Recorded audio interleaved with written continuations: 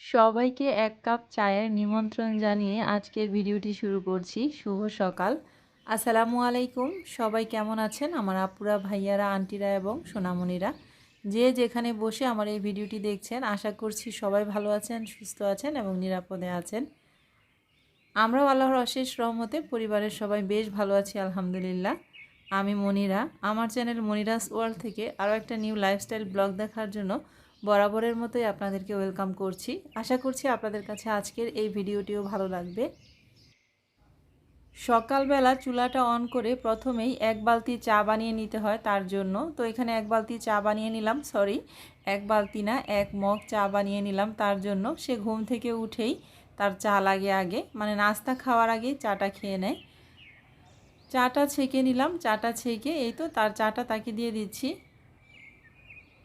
এরপরে ব্রেকফাস্টের জন্য আরিফকে টাকা দিয়েছিলাম, হোটেল থেকে পরোটা আর ভাজি কিনে নিয়ে এসেছে। ভাজি না, সরি ডাল ভাজি আর কি। তো এখানে পরোটা আর ভাজি হোটেল থেকে কিনে আনা হয়েছে, তো সেগুলো একটু বের করে নিয়েছি। তো আজকের ভিডিওটি কিন্তু আমি সকাল থেকেই শুরু করছি, আর আমার ব্যস্তম একটা দিন আপনাদের সাথে শেয়ার করছি। স্কিপ না করে আশা করছি পুরো ভিডিওটি জুড়ে সবাই থাকবেন, আপনাদের কাছে ভালো লাগবে ইনশাল্লাহ।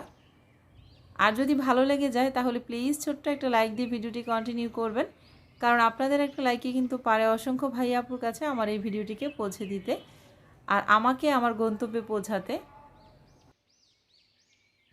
হোটেল থেকে আনা ব্রেকফাস্টের পাশাপাশি এখানে আমি 2টা ডিম পোস্ট করে নিয়েছি।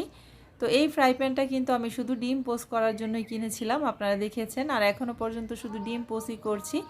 আর একদম আমি আমার হাতে ওয়াশ করছি, আমি হেল্পিং হ্যান্ডের কাছে এই প্যানটা দিচ্ছি না। ওদেরকে ওয়াশ করতে দিলেই দেখা যায় কি কয়েকদিন পর ডিমটা আর ভালোভাবে উল্টানো যাচ্ছে না, সেজন্য এবার আমি ভেবে নিয়েছি এই প্যানটা সবসময় আমি একাই ক্লিন করব, আমি কাউকে দিয়ে ক্লিন করাবো না। তো যাই হোক, আপনাদের সাথে কথা বলছি আর এদিক থেকে 2টা ডিম পোস্ট করে নিলাম। আজকের দিনটি ছিল বুধবার 15 তারিখ। তো আমি 16 তারিখ বৃহস্পতিবার দিন ভিডিওটার ভয়েস ওভার করে আপনাদের সাথে আপলোড করছি, বুঝার সুবিধার্থে একটু বলে দিলাম। এই তো ডিম পোস্ট করা হয়ে গেছে। আর আজকে সকালে ব্রেকফাস্টে আমাদের ছিল হোটেল থেকে আনা পরোটা, ডাল ভাজি আর ডিম। এই দিয়ে আমাদের ব্রেকফাস্টটা আমরা সেরে নিয়েছি। হোটেলের ভাজি বা ডাল কখনোই আমার পছন্দ না, ডিম পোস্টটা দিয়ে পরোটা খেয়ে নিব। চা দিয়ে আমি পরোটা খেতে বেশি পছন্দ করি, কিন্তু এখন চাটাও আমি অ্যাভয়েড করছি। নাস্তাটা শেষ হওয়ার পর উপর থেকে শুনতে পেলাম মাছ বিক্রি করছে। তো দেখলাম বড় সাইজের তেলাপিয়া মাছ আছে, টোনা ফিশ আছে। তো ভাবলাম একটু মাছ কিনে নেই, আর লোকটার কাছে ভালোই মনে হলো মাছগুলো, দামেও একটু সস্তা। তেলাপিয়া মাছগুলো 220 টাকা করে কেজি নিয়েছে, আর টোনা ফিশটা যে কত নিয়েছে এখন আমার ঠিক খেয়াল নেই, কারণ মাছগুলো তো ওর বাবা রেখেছে। তো মাছগুলো আবার খুব সুন্দর করে কেটে দিচ্ছে, মানে মাছের যে লোক আছে সে। এই মাছগুলোর নাম নাকি টোনা ফিশ।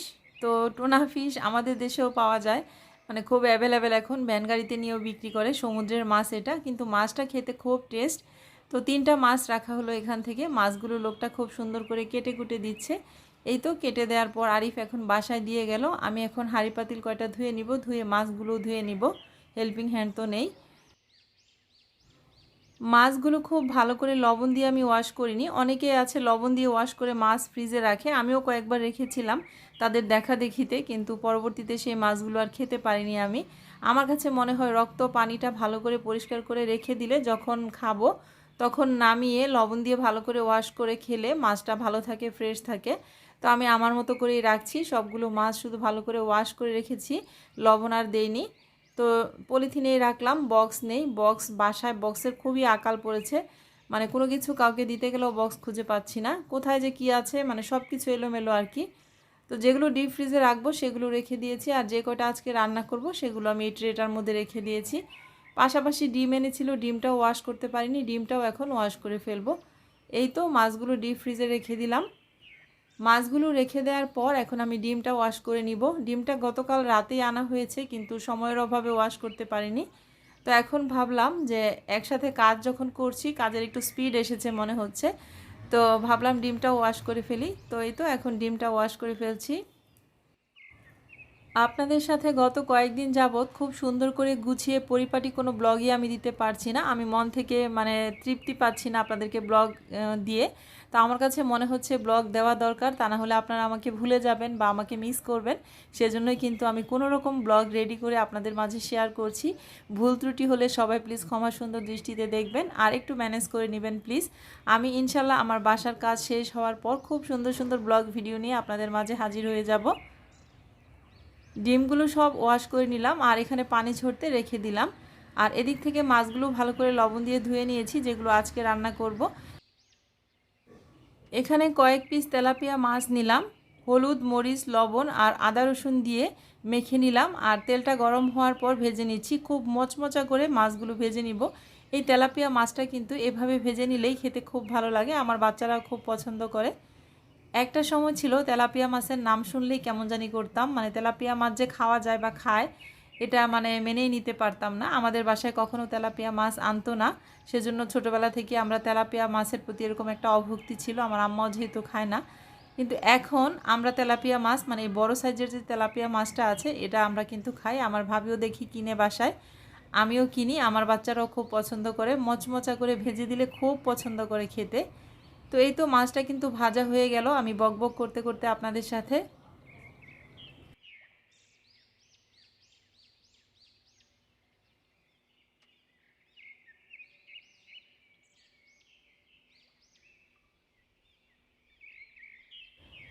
তেলাপিয়া মাছটা ভেজে নিলাম আর এখন টোনা ফিশটাও রান্না করে নিব।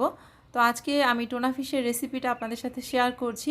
প্রথমে কিছু পেঁয়াজ কুচি দিয়ে দিলাম। পেঁয়াজটা যদিও চিকন হয়নি, খুব মোটা মোটা করে অনেক কান্নাকাটি করে এই পেঁয়াজটুকু কেটে নিয়েছি।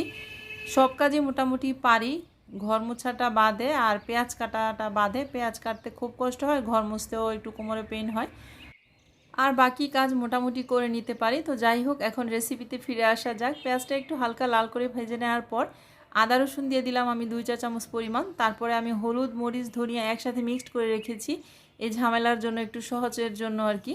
আর স্বাদ মতো লবণ দিয়ে অল্প একটু পানি দিয়ে মশলাটাকে কষিয়ে নিচ্ছি খুব ভালো করে।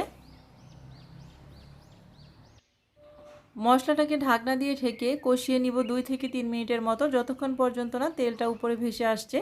এই তো তেলটা উপরে ভেসে এসেছে। এই পর্যায়ে এসে আমি 2টা টমেটো ছোট ছোট পিস করে কেটে রেখেছি, টমেটোগুলো দিয়ে দিলাম। টমেটোটা আর একটু বেশি দিলে ভালো হতো, কিন্তু ডিপ ফ্রিজে সংরক্ষণ করা আছে টমেটো, সেখান থেকে আর এখন নামাতে ইচ্ছে করলো না, আলসেমি আর কি।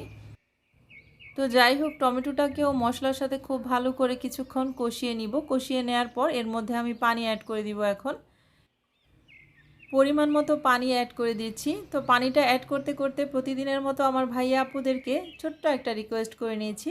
যারা আমার চ্যানেলে আজকেই প্রথম এসেছেন বা আমার এই ব্লগ ভিডিওগুলো আপনারা দেখছেন, আপনাদের কাছে যদি ভালো লেগে যায় তাহলে প্লিজ আমার চ্যানেলটির পাশে থেকে আমার চ্যানেলটিকে সাবস্ক্রাইব করে দিবেন। আর সাবস্ক্রাইব করার পর কিন্তু পাশে থাকা বেল বাটনটিও ক্লিক করে অল অপশনটি সিলেক্ট করে রাখবেন। কথা বলতে বলতে এদিক থেকে আমি ঝোলের পানিটা অ্যাড করার পর পানিটা একটু বলক চলে আসার পর মাছটাও অ্যাড করে দিয়েছি। আর এই তো মাখা মাখা করে টোনা ফিশটা রান্না করে নিয়েছি।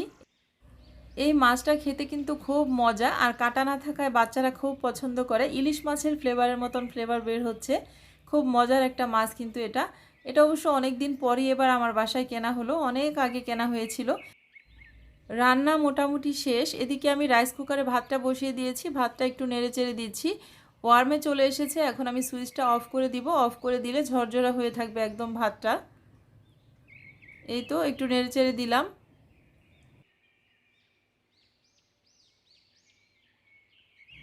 ওয়ার্মে চলে আসার পর আমি কিন্তু রাইস কুকারের সুইচটাকে অফ করে দেই, এতে করে ভাতটা খুব সুন্দর ঝরঝরা হয়ে থাকে। এই তো অফ করে দিচ্ছি। আর আমার টোনা ফিশটাও হয়ে গেছে, চুলার হিটটাও আমি অফ করে দিব। মোটামুটি রান্নাবান্না শেষ। আর এখন দেখি যে মিস্ত্রিরা কাজ কতটুকু করছে। ডাইনিং স্পেসে শোপিস রাখার জন্য যে একটা সেলফ তৈরি করা হয়েছে, এটা মনে হচ্ছে আজকে শেষ হবে। তারা কিন্তু এই জিনিসটা নিয়ে আজকে 1 সপ্তাহ ধরে পড়ে আছে। প্রথম অবস্থায় তারা এই কাজটা বুঝতে পারেনি মনে হয় আমার কাছে, তা না হলে এত দেরি হওয়ার কথা না। যাই হোক, আজকে মনে হচ্ছে কমপ্লিট হবে। তো এদিক থেকে আমি বাড়িঘর যতটুকু পরিষ্কার রাখা সম্ভব হচ্ছে পরিষ্কার রাখার চেষ্টা করছি। এখন একটু মপ দিয়ে নিচ্ছি।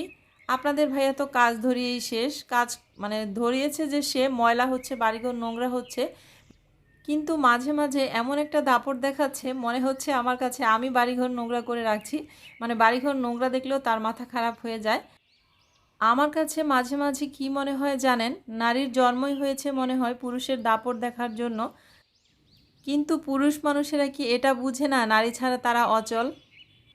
তারা যদি একবেলা ভাত রান্না করে না খাওয়ায়, তাদের বাচ্চা কাচ্চা মানুষ করে, তাহলে যে তাদের কি অবস্থা হবে এটা কিন্তু তারা মাঝে মাঝে ভুলেই যায়। তো যাই হোক, অনেক কথা বলে ফেললাম।